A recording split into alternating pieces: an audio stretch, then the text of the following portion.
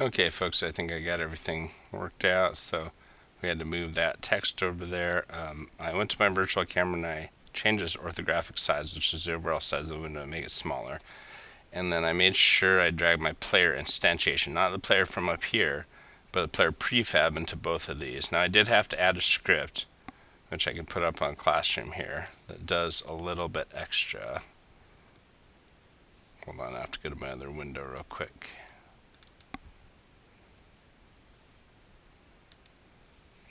So it's camera initializer.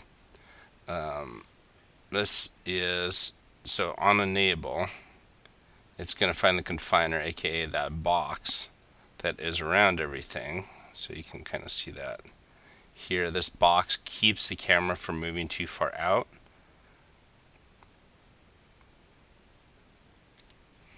And then if the confiner is not null, meaning if it exists, and start a coroutine, invalidate confiner cache confiner. So it takes the confiner and it invalidates the cache. So it's going to wait for the end of the first frame and then invalidate cache. What that means is, because to fix the problem I was having before, where you would have to die once for the camera to start moving with your player properly, because it was set to the prefab, not the original player, right? So I kept having to hit this invalidate cache button here to get this camera here to work properly. So now the script does it automatically. So now you can see if I do Control P,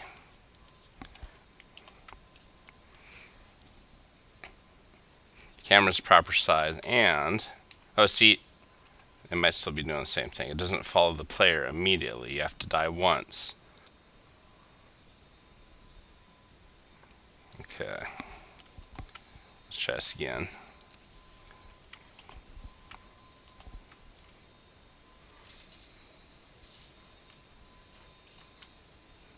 Oh, I'll have to do a little more work on it. So you do have to die once for it to start following the player. Once again, it's because this initial player, if dragged to the camera, the initial player won't trigger any of it. So I'll have to deal with that in scripts. Now, the next section here, we want to talk about how we're going to work with checkpoints. So if I go to assets here, well, let me make sure I've got the camera initializer on the camera too.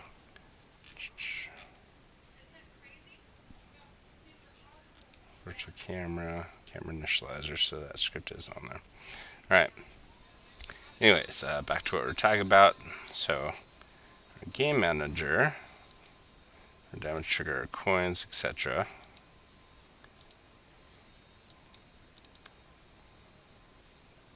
Let's see, so it's all set.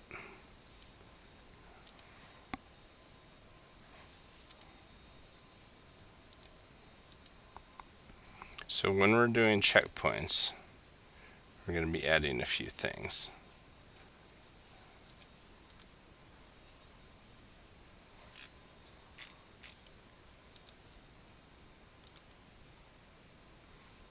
So I'm going to be posting this document soon. Let's use a checkpoint script.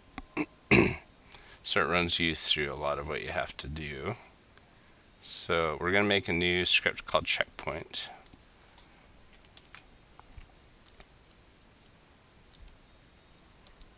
So right click, create, C# script. I'll name it check point. Let me just double click check actually the spelling I used here. Nope, I'll just do it normal then.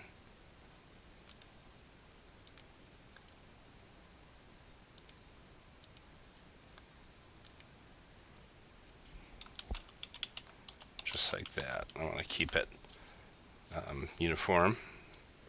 So I got a checkpoint. I'll double click it.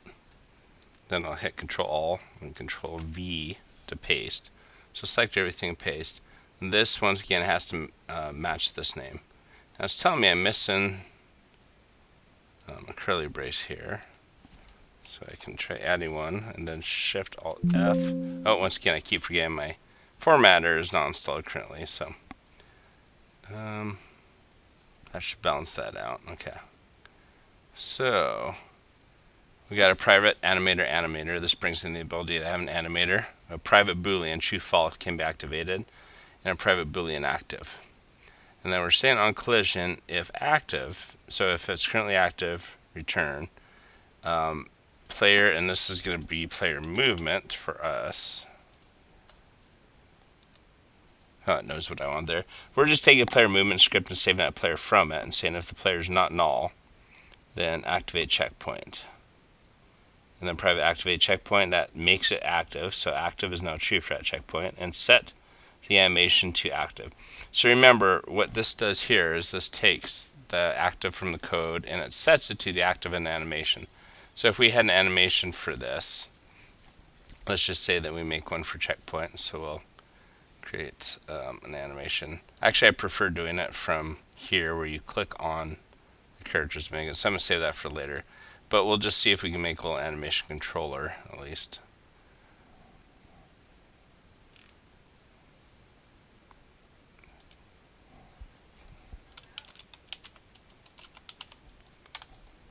So I'll do checkpoint. And then, let's see, we got that.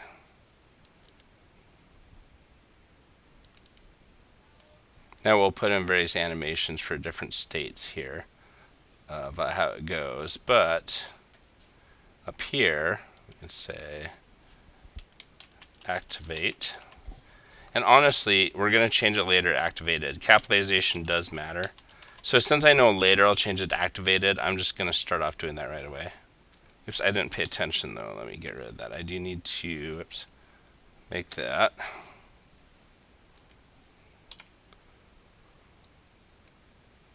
Huh. Won't let me choose the type. Oh, never mind. I know why. I wasn't paying attention. I meant to go to parameters. So in parameters here, we should be able to do a trigger. So at first we start with a boolean for true or false, but then we later adapt it to a trigger. So I'm just going to do a trigger right off the bat called activated. Because you'll notice later in here, we start with the state being active. Same with box color and stuff. Activate checkpoint, active being the boolean. But then later on it makes sense for me to change it. So I end up changing it to, let's see.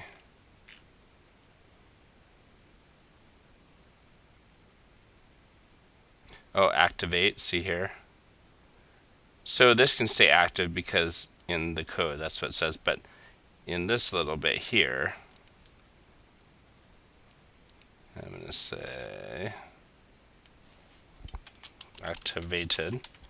And this has to match with the one that is in here, because later we'll use that. So what this line does here is it takes the code version of active, true or false, and it's changing that from true to false as we need in code. And it's sending that to the version that's in the animation, so they stay the same. This is active, the version in animation here will stay active. Okay, later we'll put some states and stuff here, some conditions for these. But the code itself, oh, and we've got some errors. Let me see something. So see how these are curly. Those are typographer's quotes, and for some reason it does not like that in code. Now those quotation marks are straight up and down as opposed to curved. That happens sometimes. Okay. So we go to, let's see, I don't really have a checkpoint yet. So let's go ahead and make one. Oop, and I'm still in play mode. Okay. So I've got a respawn point that works. Let me go ahead and make a checkpoint.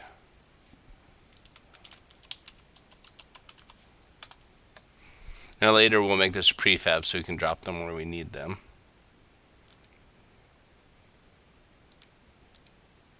I don't have a layer for these yet. I could make a little graphic.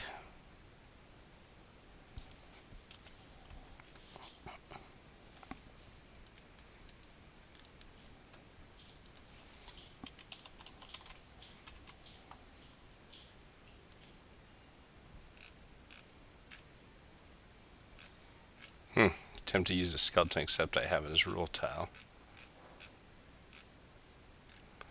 I could recycle one of these coins.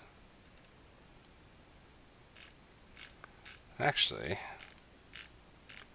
I could use an animated coin. It's kind of tempting. Let's see.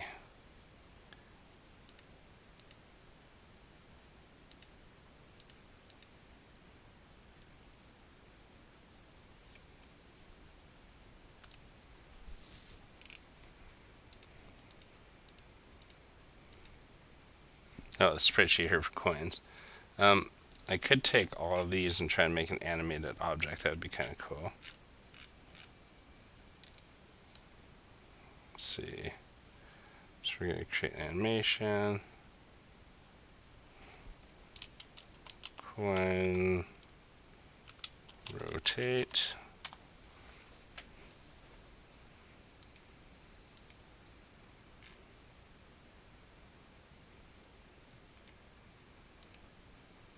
So for checkpoint, I guess technically you could have that animation for coin rotate. Let me lock this up here so it doesn't move. I'll go to coin, coin rotate. Let's see if I can add this here.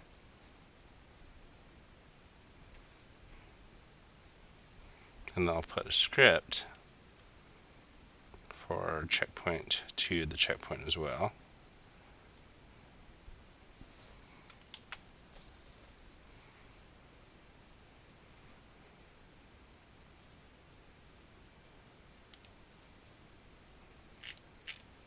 Okay, so it's going to tell you what to do. Class file name the same. It needs to have a box collider on it to detect when you touch it, and it needs to be set to is trigger. So let's do that here. We're going to say, hey, this coin that we just made is a trigger. So it needs a collider 2D. Actually, as opposed to box collider, I should use a round one, I suppose. So let's remove component. Circle collider 2D.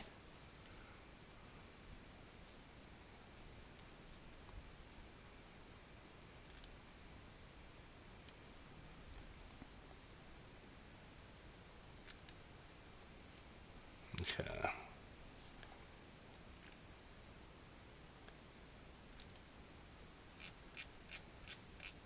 Base sprite I'll just make as that. Okay, so this is it here.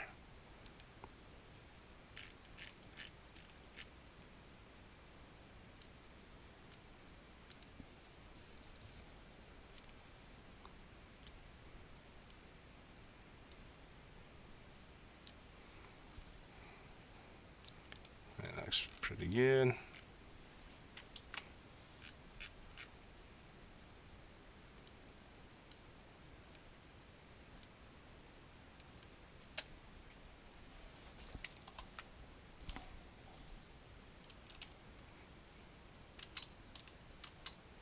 Okay, oh, and I forgot to make this collider a trigger.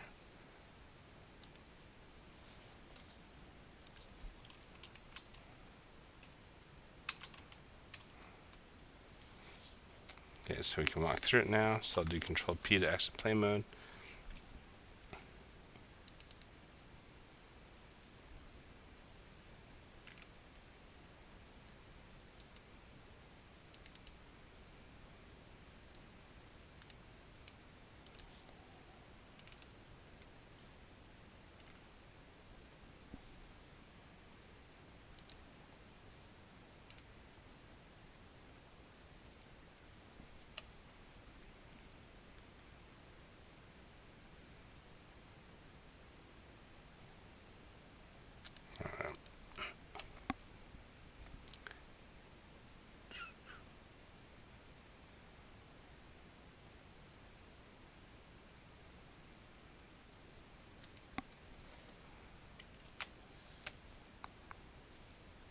Oops.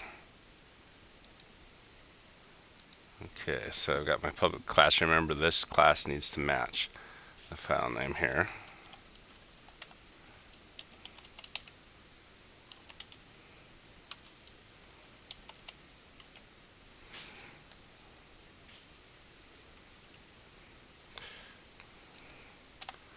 Okay, I just need my basics here. Remember, you can hit Shift Alt F if you want to. That is going to balance all the braces and stuff. Okay, let me just double check I wrote that code in correctly.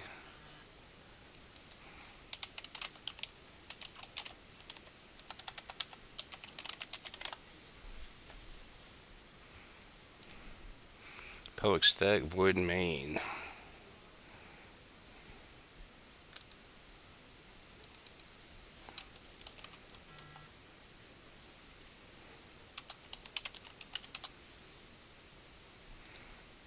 Okay, I'll hit Control S once again to make sure it's saved under that name. Alright, so we should be able to start typing in here. So,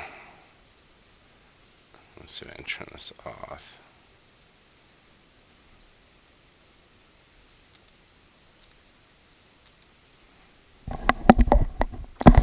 Let's just think about what we have to do. First of all, we are going to make a string. So let's just say that our phrase, and this is going to be a string data type, right? So capital S, string data type, and equals to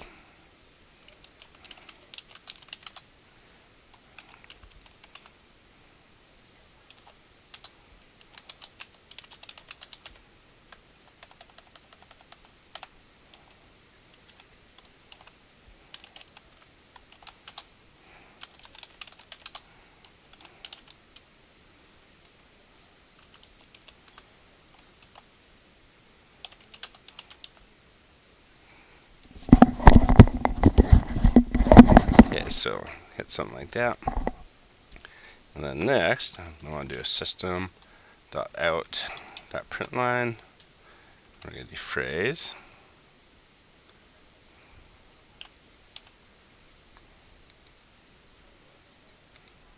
Okay. So we've got our phrase here. We'll start with simple one. This is the noun. That verb broke the noun's back. All right, and then we're going to print out that phrase. So the next thing we need to do is start cutting the sentence up into chunks. So we need to look for this and then this, and that will help us isolate this word here, right? So why don't we cut out a snippet? I guess we could start with the whole phrase. So to find this, we need to think about how you can cut up strings. In 1.2.7, they talk about several different ways. So let's look at one method we could use here. Let's make a string variable. Actually, let's do an integer variable because we're going to work with the index. The index being where the word occurs. So remember, this is numeric 0, 1, 2, 3, 4, 5, 6, 7, 8, 9, etc. We don't want to hard code this value, and we have to find it intelligently with an algorithm. So let's say first start or something, whatever you want. Okay, so this is actually doing a pretty good job of guessing what I want. We're going to look for the index of this. So it's going to count up 0, 1, 2, 3, 4, etc. until it gets to this. And then it's giving us back an integer, a number for where this starts. And then when we look for this here, we get the index of where it ends. Now remember, substring needs two arguments. The start of a piece of string or piece of text cut out and the end of it. Now remember, we're saying +1 here because this is inclusive. So if it gave us the index of this, since it's inclusive, it would actually be everything from right before that to here. Because inclusive means it doesn't include this character, it includes what's right before it. So if we say +1, if it had counted out 0, 1, 2, 3, 4, 5, 6, 7, etc. up to here, right here, it's going to add 1 to compensate for that being inclusive. So now it includes this. So we know what our first word is. We've isolated from its starting point to its end point. Okay, so what we can do then is we need to cut out the piece of text up to here and then do a plus, a concatenation, to add the word that the user puts in right after that for this snippet of text. So let's go ahead and do that here. I'm going to say that, I'm trying to think of how I want to phrase this. Let's go ahead and ask the user for what they're going to put in first. Now remember, to use the scanner, we have to go in and we have to put something like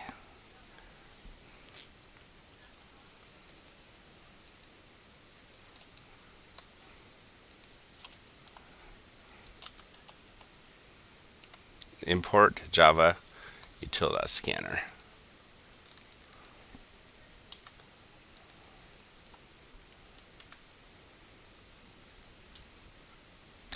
And see, the problem is half the day I have to program in C#. So sometimes I start using the wrong code.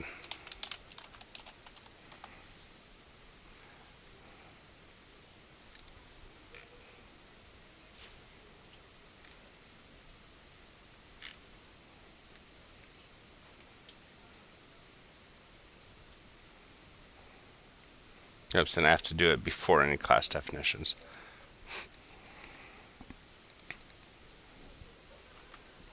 So it's actually got to go up here. So Shift Alt F to format. Okay. So I always forget where to put it sometimes. So yeah, it goes right there before everything. Because in my mind, this needs to be first. It would make sense, but that's how Java works. Okay, so we have the scanner now. So let's just say that string replace first equals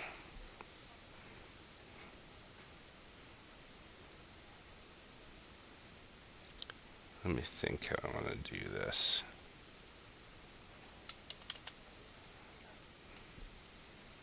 So the way this is going to work, system.in, these parentheses, when you do a print out of something, print out phrase, you tell it what to print out. Well, here we're telling it how to take input. So you could put a file, if this were reading a text file or something, you just put in these parentheses what is taken in. So we're using the system out, aka typing into the command line here. What's going to happen? Then go into the next line. So replace first. And before that, it's good to tell them what to do. So we're going to say enter a first word. So that's going to get this. Remember, it cut out from here to here, so it's going to say noun. Okay. So it's going to say enter a noun and then prompt them for the noun. So what we need to do with, we're going to start concatenating one big final string. So I'll say final. And since this is the first time I'm declaring this variable, it needs to have a string, right? Okay, so final equals. So I need to isolate phrase, but I need to get the substring. And I need to get from the start here up until this word. Well, we already know where this, because right here we already isolated the index of this in first start. So I basically need to go from 0 in phrase to first start. So the way I'm going to do that is 0, comma, first start. And then we need to add the word the user put in. So replace first.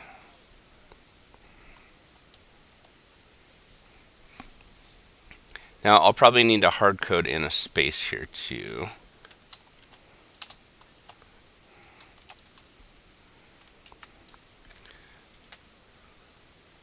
So let's just see what happens here. And I have these Java problems every day because there's something wrong with the setup.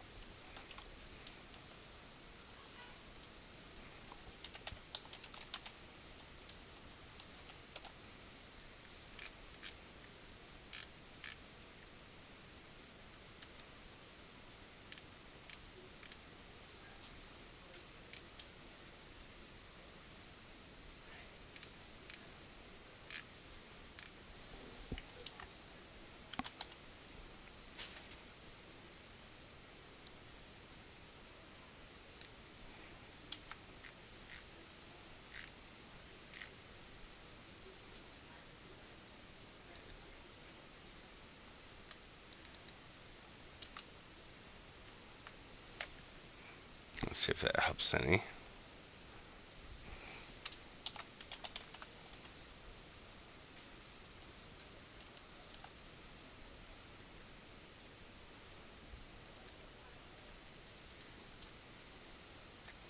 Java will reactivate here. Hopefully we'll be in the clear.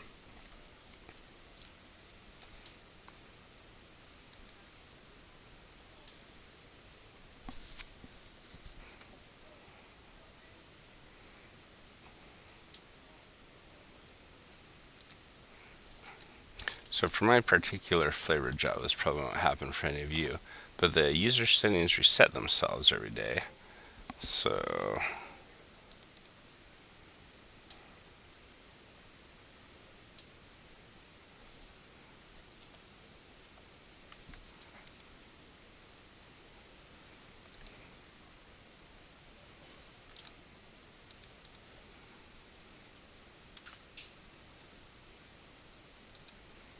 I'm going to have to escape some of these characters real quick.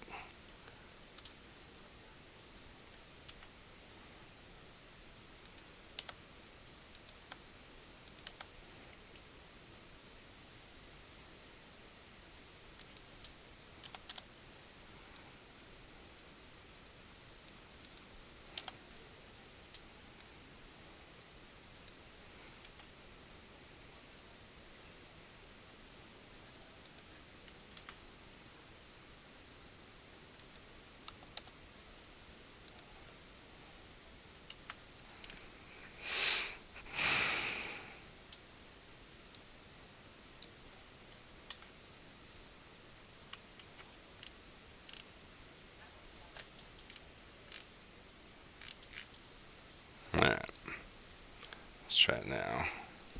If you hit Shift Control P, that brings up this pretty powerful function up here that pretty much runs VS Code. It's like a souped up search bar. It's more powerful than a normal search bar. So sometimes I have to recompile is not the right word, but basically reset my workspace.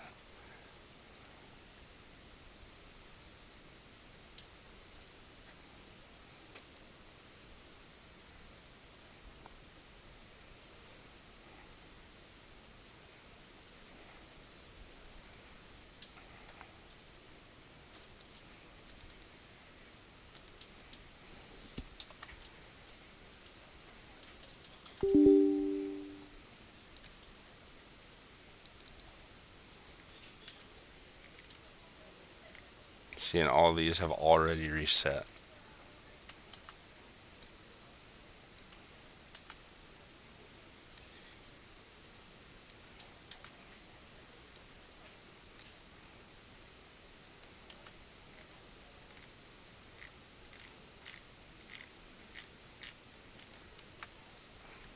I guess we'll try not resetting. Let's see what happens. Okay.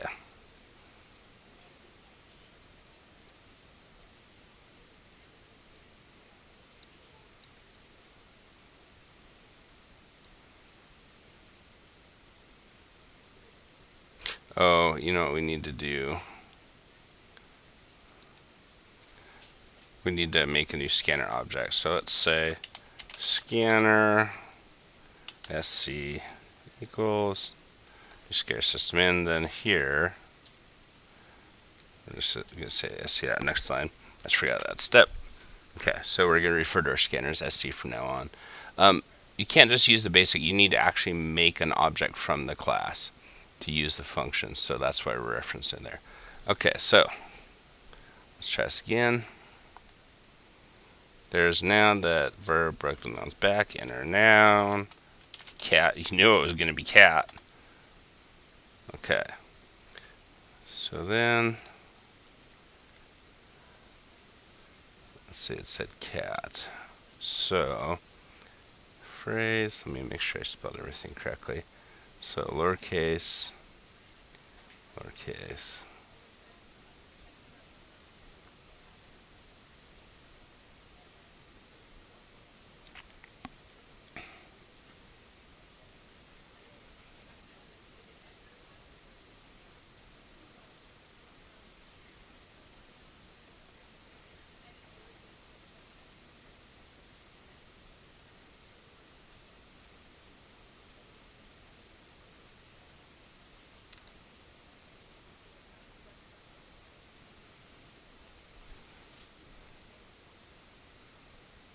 Oh, you know what? I just didn't print that. Sorry. Easy fix. Okay. So let's see what this is looking like. So enter noun, cat. This is a cat. So notice it took this is the and put my artificial space and then cat. So we've got the first part of the string. So we need to just keep adding to this final phrase and concatenating it as we go through. Okay, so now we need to cut out the next section of this, because here's the problem. If we keep going through this whole sentence, every time it's going to find the same first and last one of these. So we need to start from here and go down to the rest of the sentence. Well, the good news is we already know the index of this, because we found it first end. And remember, we have to put first end plus 1 if we want to start here. So let's just say that our next step is text.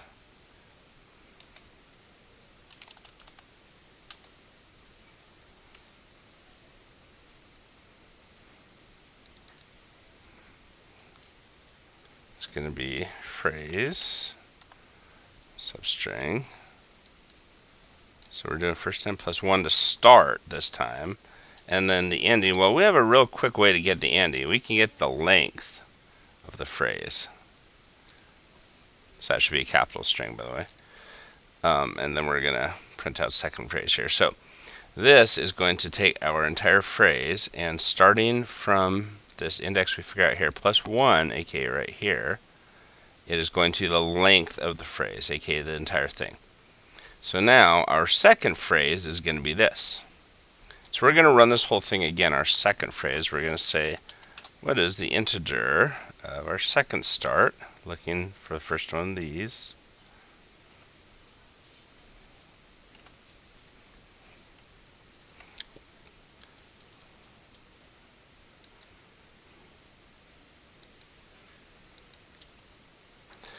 Okay, and then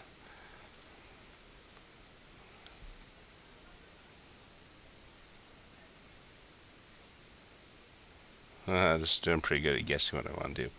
Okay, so the second start is going to take the second phrase, meaning only from here to here, and look for the first one of these. Well, in the second phrase, that occurs right here, because remember, this out here is excluded. So now in second phrase, we're also looking for the end. That gives us this verb, our second word. So we're going to print out at enter a second word, just like we did up here, and replace seconds. I see that next line, so whatever they type in will be put in there. Okay. And then our string final.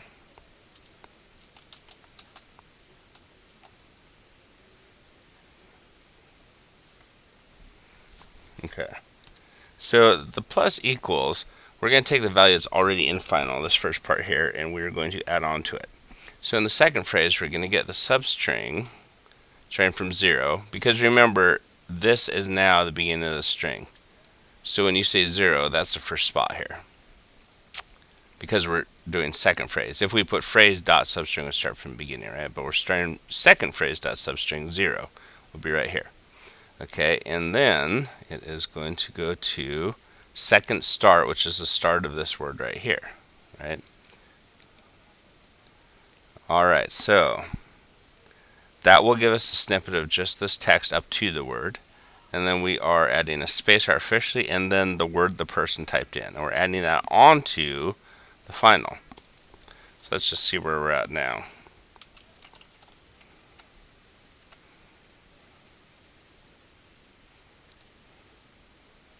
I need to remove the string because I forgot I don't need to declare the data type because we already declared it up here. If you get an error like that, what it means is you already told it what that string or final is a string. So I was treating it like it was new, but it's already existing. Let's save real quick. We'll hit play. Okay. So enter a noun, dog, enter verb, threw. This is the dog that threw. Okay. So at that point, we're to here. So we're going to follow the same pattern. So we're going to do int.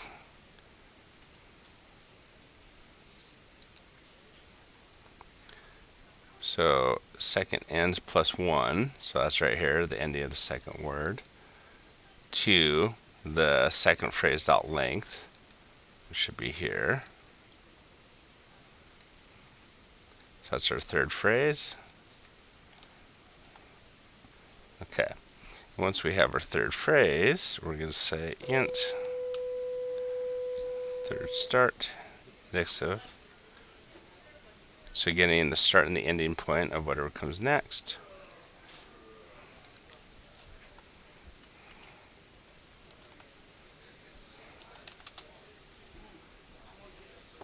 This is going to get the third word the same way we've already been doing by finding the start and the end.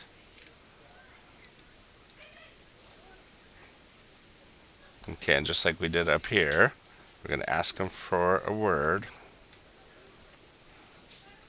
And the next line on the scanner. And then we're going to do, let's see, so we're going to replace third. Okay, that's all good.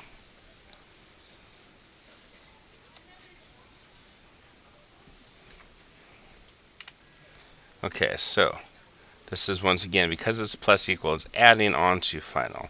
So it's taking the third phrase substring beginning at 0, and remember that for the third, that's right here, and then it is going from there to there, having them enter the third word. So 0 third word plus a space plus third ending plus 1 phrase dot length. So let's see what we have here. Enter noun, cat, enter verb, barf, because that's what they do on the carpet.